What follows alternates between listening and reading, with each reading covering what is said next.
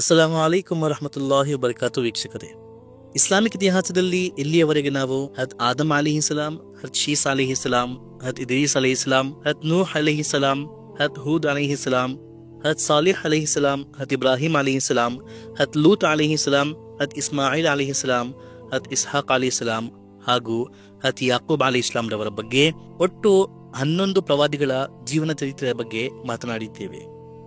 ಇಂದು ನಾವು ಮಾತನಾಡೋಣ ಯಾಕೂಬ್ ಅಲಿ ಇಸ್ಲಾಂ ರವರ ಮಗರಾದ, ಇಡೀ ಜಗತ್ತಿನಲ್ಲಿ ನಮ್ಮ ಪ್ರಿಯ ಪ್ರವಾದಿ ಮುಹಮ್ಮದ್ ಸಲ್ಲಲ್ಲಾಹು ಅಲೈಹಿ ವಸಲ್ಲಂ ರವರನ್ನು ಹೊರತುಪಡಿಸಿ ಅತ್ಯಂತ ಸುಂದರವಾದ ಆಕರ್ಷಕ ಸೌಂದರ್ಯವನ್ನು ಹೊಂದಿರುವ ಪ್ರವಾದಿ ಹಜರತ್ ಯೂಸುಫ್ ಅಲಿಹಿ ಸಲಾಂ ರವರ ಬಗ್ಗೆ.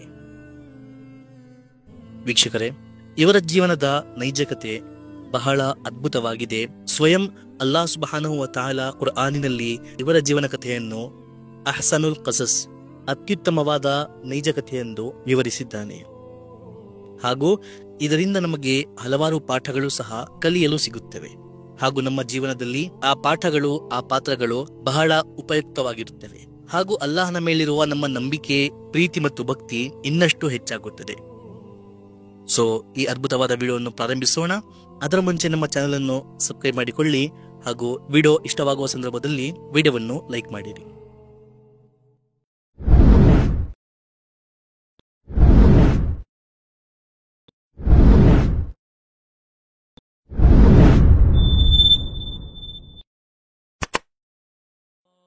ವೀಕ್ಷಕರೇ, ಯಾಕೂಬ್ ಅಲಿ ಇಸ್ಲಾಂ ರವರಿಗೆ 12 ಮಗರಿದ್ದರು. ಹಿಂದೆ ನಾವು ಅವರ ಹೆಸರುಗಳನ್ನು ಸಹ ವಿವರಿಸಿದ್ದೇವೆ. ಹಾಗೂ ಯಾಕೂಬ್ ಅಲಿ ಇಸ್ಲಾಂ ರವರ ಜನಾಂಗದ ಅರ್ಥಾತ್ ಬನಿ ಇಸ್ರಾಯೇಲಿನ 12 ಪ್ರಸಿದ್ಧ ಬುಡಕಟ್ಟುಗಳು ಇವರ ಹೆಸರಿನಿಂದಲೇ ಮುಂದುವರೆದಿದೆ. ಇವರಲ್ಲಿ ಅತ್ಯಂತ ಪವಿತ್ರ ಹಾಗೂ ಒಳ್ಳೆಯ ಗುಣಗಳನ್ನು ಹೊಂದಿರುವವರು ಯೂಸುಫ್ ಅಲಿ ಇಸ್ಲಾಂ ರವರು. ಉಲಮಾರವರು ಹೇಳುತ್ತಾರೆ, ಯೂಸುಫ್ ಅಲಿ ಇಸ್ಲಾಂ ರವರ ಜನಾಂಗವನ್ನು ಹೊರತುಪಡಿಸಿ ಬೇರೆ ಯಾರ ಜನಾಂಗದಲ್ಲೂ ಯಾವುದೇ ಪ್ರವಾದಿ ಹುಟ್ಟಿಲ್ಲ. ಅರ್ಥಾತ್ ಬನಿ ಇಸ್ರಾಯೇಲಿನಲ್ಲಿ ಯಾಕೂಬ್ ಅಲಿ ಇಸ್ಲಾಂ ರವರ ಜನಾಂಗದಲ್ಲಿ ಬಂದಿರುವ ಪ್ರತಿ ಒಂದು ಪ್ರವಾದಿ ಯೂಸುಫ್ ಅಲಿ ಇಸ್ಲಾಂ ರವರ ಜನಾಂಗದಲ್ಲೇ ಹುಟ್ಟಿರುವವರು.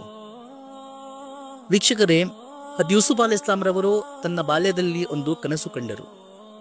11 ನಕ್ಷತ್ರಗಳು, ಸೂರ್ಯ ಹಾಗೂ ಚಂದ್ರ ಯೂಸುಫ್ ಅಲಿ ಇಸ್ಲಾಂ ರವರಿಗೆ ಸಜದಾ ಮಾಡುತ್ತಿತ್ತು, ಅರ್ಥಾತ್ ಸಾಷ್ಟಾಂಗ ನಮಸ್ಕಾರ ಮಾಡುತ್ತಿದೆ. ಯೂಸುಫ್ ಅಲಿ ಇಸ್ಲಾಂ ರವರು ಈ ಕನಸಿನ ಬಗ್ಗೆ ತನ್ನ ತಂದೆ ಯಾಕೂಬ್ ಅಲಿ ಇಸ್ಲಾಂ ರವರಿಗೆ ತಿಳಿಸಿದರು. ಓ ನನ್ನ ತಂದೆ, ನಾನು ಒಂದು ಕನಸು ಕಂಡೆನು. 11 ನಕ್ಷತ್ರಗಳು, ಸೂರ್ಯ ಹಾಗೂ ಚಂದ್ರ ನನಗೆ ಸಾಷ್ಟಾಂಗ ನಮಸ್ಕಾರ ಮಾಡುತ್ತಿದೆ, ಸಜದಾ ಮಾಡುತ್ತಿದೆ. ಇದನ್ನು ಕೇಳಿ ಯಾಕೂಬ್ ಅಲಿ ಇಸ್ಲಾಂ ರವರು ಹೇಳಿದರು, ಓ ನನ್ನ ಪುತ್ರನೇ, ಇದು ನನ್ನ ಮತ್ತು ನಿನ್ನ ಜನಾಂಗದ ಮೇಲೆ ಅಲ್ಲಾಹನ ಅನುಗ್ರಹ ಮತ್ತು ವಿಶೇಷ ಕೃಪೆಯ ಸಂಕೇತವಾಗಿದೆ. ನನ್ನ ಪ್ರಿಯ ಅಲ್ಲಾಹನು ನನ್ನ ತಂದೆ ಇಸ್ಹಾಕ್ ಅಲಿ ಇಸ್ಲಾಂ ಹಾಗೂ ಅವರ ತಂದೆ ಇಬ್ರಾಹಿಂ ಅಲಿ ಇಸ್ಲಾಂ ರವರಿಗೆ ನೀಡಿದ ಆ ವಿಶೇಷ ಅನುಗ್ರಹವೇ, ಅರ್ಥಾತ್ ಪ್ರವಾದಿತ್ವ ನಿನಗೂ ಸಹ ನೀಡುತ್ತಾನೆ, ನಿನ್ನ ಮೇಲೂ ಸಹ ಅದೇ ಅನುಗ್ರಹ ಮಾಡುತ್ತಾನೆ ಎಂಬುವ ಸಂಕೇತವಾಗಿದೆ ಇದು. ಹಾಗೆಯೇ ಯಾಕೂಬ್ ಅಲಿ ಇಸ್ಲಾಂ ರವರು ಯೂಸುಫ್ ಅಲಿ ಇಸ್ಲಾಂ ರವರನ್ನು ಎಚ್ಚರಿಸಿದರು, ನೀನು ನಿನ್ನ ಈ ಕನಸಿನ ಬಗ್ಗೆ ನಿನ್ನ ಸಹೋದರರಿಗೆ, ನಿನ್ನ ಅಣ್ಣಂದಿರಿಗೆ ತಿಳಿಸಬೇಡ. ಬಹುಶಃ ಶೈತಾನ್ ಅವರ ಮನದಲ್ಲಿ ಕಿಡಿಗೇಡು ಉಂಟು ಮಾಡಬಹುದು. ಬಹುಶಃ ಅವರು ನಿನ್ನ ಬಗ್ಗೆ ಯಾವುದೇ ಷಡ್ಯಂತ್ರ ರಚಿಸಬಹುದು. ನಿಸ್ಸಂದೇಹವಾಗಿ ಶೈತಾನ್ ಮಾನವ ಜಾತಿಯ ಬಹಿರಂಗ ಶತ್ರು ಆಗಿದ್ದಾನೆ. ವೀಕ್ಷಕರೇ, ಯೂಸುಫ್ ಅಲಿ ಇಸ್ಲಾಂ ರವರ ಅಣ್ಣಂದಿರು ಯೂಸುಫ್ ಅಲಿ ಇಸ್ಲಾಂ ರವರನ್ನು ಇಷ್ಟಪಡುತ್ತಿರಲಿಲ್ಲ. ಏಕೆಂದರೆ ಯಾಕೂಬ್ ಅಲಿ ಇಸ್ಲಾಂ ರವರು ಯೂಸುಫ್ ಅಲಿ ಇಸ್ಲಾಂ ರವರಿಗೆ ಹೆಚ್ಚಾಗಿ ಪ್ರೀತಿಸುತ್ತಿದ್ದರು. ಇದರ ಕಾರಣ ಯೂಸುಫ್ ಅಲಿ ಇಸ್ಲಾಂ ರವರು ಯಾಕೂಬ್ ಅಲಿ ಇಸ್ಲಾಂ ರವರ ನಿಧನವಾದ ಹೆಂಡತಿ ರಾಹೇಲ್ ರವರ ಮೊದಲನೇ ಮಗಳಾಗಿದ್ದರು.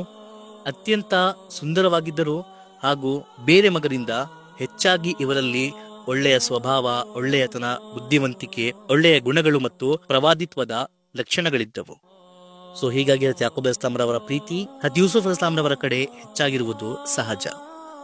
ಅದರಿಂದಾಗಿ ಅಣ್ಣಂದಿರು ಯೂಸುಫ್ ಅಲಿ ಇಸ್ಲಾಂ ರವರ ಕುರಿತು ದ್ವೇಷಿಸಲು ಪ್ರಾರಂಭಿಸಿದರು ಹಾಗೂ ಯೂಸುಫ್ ಅಲಿ ಇಸ್ಲಾಂ ರವರಿಗೆ ತನ್ನ ವೈರಿ ಎಂದು ಭಾವಿಸಿಕೊಂಡರು.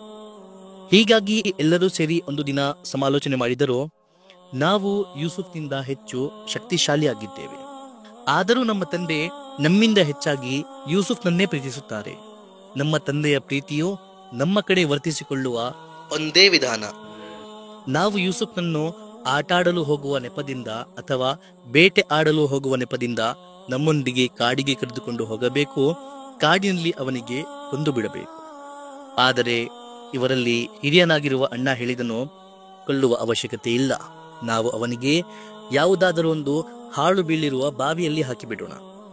ಅಲ್ಲಿಂದ ಯಾರಾದರೂ ಪ್ರವಾಸಿಯರು ಅವನನ್ನು ಕಾಪಾಡಿಕೊಂಡು ತಮ್ಮೊಂದಿಗೆ ಕರೆದುಕೊಂಡು ಹೋಗಬಹುದು ಅಥವಾ ಗುಲಾಮರ ಸಂಖ್ಯೆಯಲ್ಲಿ ಅವನಿಗೆ ಮಾರಬಹುದು. ಎಲ್ಲರೂ ಹಿರಿ ಅಣ್ಣನ ಈ ಮಾತಿನಿಂದ ಸಂತೃಪ್ತಾದರು. ಹಾಗೂ ಈ ಕೀಲ ಷಡ್ಯಂತ್ರ ರಚಿಸಿದ ನಂತರ ತನ್ನ ತಂದೆ ಯಾಕೂಬ್ ಅಲೈಹಿಸ್ಸಲಾಂ ಬಳಿ ಹೋದರು ಹಾಗೂ ಅವರಿಂದ ಹೇಳಿದರು, ಓ ನಮ್ಮ ತಂದೆ, ನೀವು ಯೂಸುಫ್ನನ್ನು ಎಂದಿಗೂ ನಮ್ಮೊಂದಿಗೆ ಆಟ ಆಡಲು ಕಳಿಸುವುದಿಲ್ಲ. ಇಂದು ನೀವು ಅವನಿಗೆ ನಮ್ಮೊಂದಿಗೆ ಕಳುಹಿಸಿರಿ, ನಾವು ಅವನೊಂದಿಗೆ ಕಾಡಿನಲ್ಲಿ ಆಟ ಆಡುತ್ತೇವೆ. ಯಾಕೂಬ್ ಅಲೈಹಿಸ್ಸಲಾಂ ಹೇಳಿದರು, ನಾನು ಭಯಪಡುತ್ತೇನೆ. ನೀವು ಆಟದಲ್ಲಿ ವ್ಯಸ್ತರಾಗಿರುವಾಗ ಬಹುಶಃ ಯಾವುದೇ ಒಂದು ಪ್ರಾಣಿ ನನ್ನ ಯೂಸುಫ್ನನ್ನು ಕೊಂದು ಬಿಡಬಹುದು. ಆದರೆ ಅಣ್ಣಂದರು ಹೇಳಿದರು, ನಾವು 11 ಮಂದಿ ಶಕ್ತಿಶಾಲಿ ಗುಂಪಾಗಿದ್ದೇವೆ. ನಾವು ಆ ಸಮಯ ಬಂದರೆ ಹೋರಾಡಿ ಯೂಸುಫಿನ ರಕ್ಷಣೆ ಮಾಡುತ್ತೇವೆ. ಈಗ ಬಹಳ ಬಲವಂತ ಮಾಡಿದ ನಂತರ ಯಾಕೂಬ್ ಅಲೈಹಿಸ್ಸಲಾಂ ಕಟ್ಟುನಿಟ್ಟಿನಿಂದ ಅಣ್ಣಂದಿರಿಗೆ ಎಚ್ಚರಿಸಿದರು, ನೀವು ನಿಮ್ಮ ತಮ್ಮನ ಕಡೆ ಗಮನವಿಟ್ಟುಕೊಳ್ಳಿ, ಅವನಿಗೆ ರಕ್ಷಿಸಿ. ಈಗ ಅಣ್ಣಂದಿರು ಆಣೆ ಮಾಡಿ ರಕ್ಷಣೆ ಮಾಡುತ್ತೇವೆ ಎಂದು ಮಾತು ನೀಡಿದ ನಂತರ ಬಲವಂತವಾಗಿ ಯಾಕೂಬ್ ಅಲೈಹಿಸ್ಸಲಾಂ ಅವರೊಂದಿಗೆ ಯೂಸುಫ್ ಅಲೈಹಿಸ್ಸಲಾಂ ಕಳುಹಿಸಲು ಸಿದ್ಧರಾದರು. ಆದರೆ ಆ ಸಮಯದಲ್ಲಿ ಯಾಕೂಬ್ ಅಲೈಹಿಸ್ಸಲಾಂ ತಿಳಿದಿರಲಿಲ್ಲ, ಯೂಸುಫ್ ಅಲೈಹಿಸ್ಸಲಾಂ ತಿಳಿದಿರಲಿಲ್ಲ, ಅಣ್ಣಂದಿರ ಮನದಲ್ಲಿ ಎಂತಹ ಕ್ರೂರವಾದ ಷಡ್ಯಂತ್ರ ನಡೆಯುತ್ತಿದೆ ಹಾಗೂ ಇವರು ಶೈತಾನಿನ ಹೆಜ್ಜೆಗಳನ್ನು ಅನುಸರಿಸುತ್ತಿದ್ದಾರೆ. ಈಗ ಅಣ್ಣಂದಿರು ತನ್ನ ಷಡ್ಯಂತ್ರದ ಮೂಲಕ ಯೂಸುಫ್ ಅಲೈಹಿಸ್ಸಲಾಂ ಕಾಡಿನಲ್ಲಿ ಕರೆದುಕೊಂಡು ಹೋದರು ಹಾಗೂ ನೀರಿಲ್ಲದ ಒಂದು ಹಾಳು ಬಾವಿಯಲ್ಲಿ ಯೂಸುಫ್ ಅಲೈಹಿಸ್ಸಲಾಂ ಯಾವುದೇ ಕರುಣೆ ಇಲ್ಲದೆ ಅಥವಾ ಯಾವುದೇ ಸಹೋದರತ್ವ ಇಲ್ಲದೆ ತಳ್ಳಿಬಿಟ್ಟರು. ಯೂಸುಫ್ ಅಲೈಹಿಸ್ಸಲಾಂ ಆ ಕಾಡಿನಲ್ಲಿ ಆ ಬಾವಿಯಲ್ಲಿ ಏಕಾಂಗಿಯಾಗಿ ಬಿಟ್ಟು ತನ್ನ ಮನೆಯ ಕಡೆ ಮರಳಿ ಹೋದರು. ಬಾವಿಯಲ್ಲಿ ಯೂಸುಫ್ ಅಲೈಹಿಸ್ಸಲಾಂ ತಳ್ಳುವ ಮುನ್ನ ಯಾವುದೇ ಒಂದು ನೆಪದಿಂದ ಅಣ್ಣಂದಿರು ಯೂಸುಫ್ ಅಲೈಹಿಸ್ಸಲಾಂ ಅಂಗಿಯನ್ನು ತೆಗೆದುಕೊಂಡಿದ್ದರು ಹಾಗೂ ಅವರು ಬೇಟೆ ಮಾಡಿದ ಒಂದು ಪ್ರಾಣಿಯ ರಕ್ತವನ್ನು ಅವರ ಅಂಗಿಯ ಮೇಲಚ್ಚಿ ಅಳುತ್ತಾ ಸಂಜೆ ಮನೆ ಬಂದರು ಹಾಗೂ ಯಾಕೂಬ್ ಅಲೈಹಿಸ್ಸಲಾಂ ಹೇಳಿದರು, ಓ ನಮ್ಮ ತಂದೆ, ನಾವು ಆಣೆ ಮಾಡಿ ಹೇಳುತ್ತೇವೆ, ನಾವು ಓಡುವ ಆಟದಲ್ಲಿ ಭಾಗವಹಿಸುತ್ತಿದ್ದೆವು.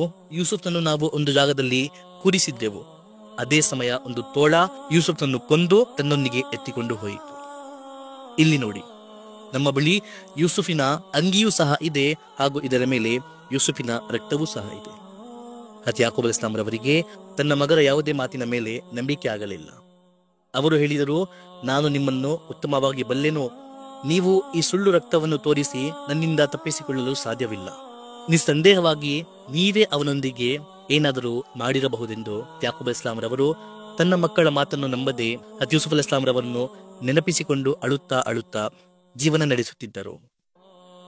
ಈ ರೀತಿ ತನ್ನ ತಂದೆಯ ಗಮನ ಮತ್ತು ಪ್ರೀತಿಯನ್ನು ತನ್ನ ಕಡೆ ವರ್ತಿಸಿಕೊಳ್ಳುವ ಇವರ ಯೋಜನೆ ವಿಫಲವಾಯಿತು. ಅವರು ತನ್ನ ಷಡ್ಯಂತ್ರದಲ್ಲಿ ಯಶಸ್ವಿಯಾಗಲಿಲ್ಲ. ಈಗ ಯೂಸುಫ್ ಅಲೈಹಿಸ್ಸಲಾಂ ಏನಾಯಿತು? ಪುನಃ ಅವರು ಯಾಕೂಬ್ ಅಲೈಹಿಸ್ಸಲಾಂ ಭೇಟಿ ಮಾಡುತ್ತಾರೋ? ಆ ಬಾವಿಯಲ್ಲಿ ಅವರೊಂದಿಗೆ ಏನಾಯಿತು? ಇವೆಲ್ಲವನ್ನು ಇನ್ಶಾಅಲ್ಲಾ ನಾವು ಮುಂದಿನ ಭಾಗಗಳಲ್ಲಿ ತಿಳಿಯೋಣ. ವಿಡಿಯೋ ಇಷ್ಟವಾಗುವ ಸಂದರ್ಭದಲ್ಲಿ ವಿಡಿಯೋವನ್ನು ಲೈಕ್ ಮಾಡಿರಿ. ಇನ್ನು ಮುಂದೆ ಮಾತನಾಡೋಣ ಇನ್ನೊಂದು ವಿಡಿಯೋಲ್ಲಿ. ಅಲ್ಲಿಯವರೆಗೆ ಫಕತ್ ವಸ್ಸಲಾಂ.